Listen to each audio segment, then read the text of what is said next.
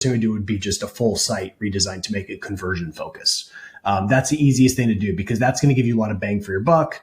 And it's a lead domino, right? Because if you redesign your site to make it conversion focused, number one, you're going to get more conversions with the existing traffic that you have. Number two, if you do it the right way, it's going to be faster. It's going to have a better user experience. And that indirectly affects probably your performance, across a lot of these platforms that we're trying to rank on, okay, or trying to get visibility on. So aside from that, the other thing I want to show is in the local pack, before we move on, if you look at the local pack, this is why examining like each thing needs to be optimized, because when we look at this and we'll look at the particular example, look at your top competitors and just like model what they're doing. So the top 3 competitors, they're all located in the specific city that they're going after. That makes a lot of sense. Cedar Park, Texas. But more importantly, they have the appropriate category. So personal injury attorney, that's the right category for this keyword.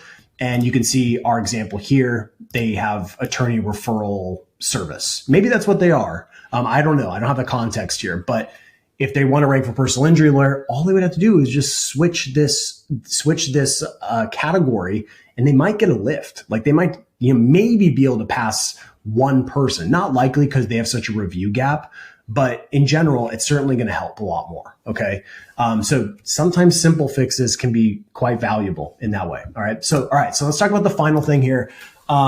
We want to ultimately think about the content as well. So I'll show you in ChatGPT. You should just have like a running thread for the campaign that you're working on. But basically what I did is, create topic clusters for, a particular personal injury lawyer in this location. And I put all of the topics in here. Now, where did I get these? To no surprise, Rankability. Okay. So just run this through Rankability. We're going to run that exact keyword through in the content optimizer. And you can see I ran their particular content through here.